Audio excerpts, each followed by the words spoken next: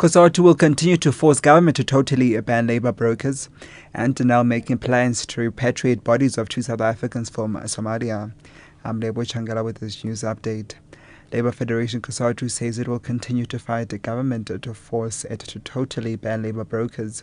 This as Parliament is set to pass a law to limit temporary contracts to 3 months in an effort to curb labour brokers.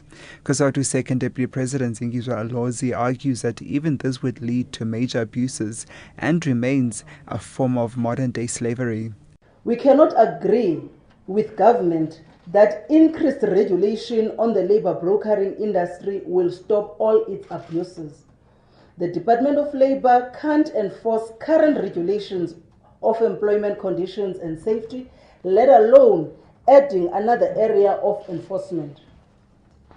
Firms will be able to keep rotating workers hired from labour brokers for a 3-month period and then replace them with others. Arms manufacturer Denel says it's working with the Somali authorities to repatriate the bodies of 2 of its South African employees who were killed in a militant attack in the capital Mogadishu yesterday. 42-year-old Mona Lotta from Woodshoorn in the Little Karoo and Alan Simpson from Port Elizabeth were among 15 people killed in an attack on a United Nations compound. Simpson's surname was earlier given as Simons. Some non-striking construction workers at Eskom's multi-billion rand Medupi power station at Lephalala in Limpopo say they have been intimidated and pelted with stones at the site by their striking colleagues.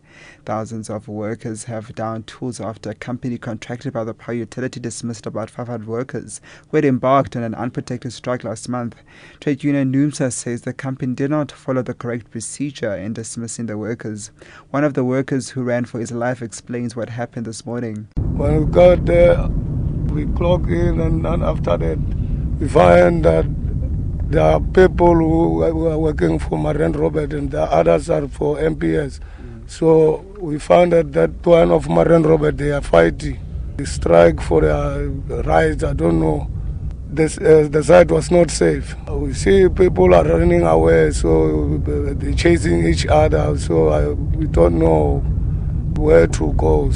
And President Jacob Zuma says South Africa's freedom would be meaningless without addressing the land question.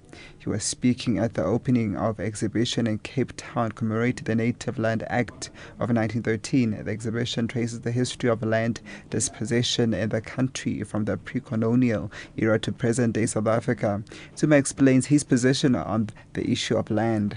I think our conscience, our heroes and heroines will not forgive us if we don't correct that today. The only point we are making, we need to correct it within the framework of the law and the Constitution. But we must correct it. We cannot live with it.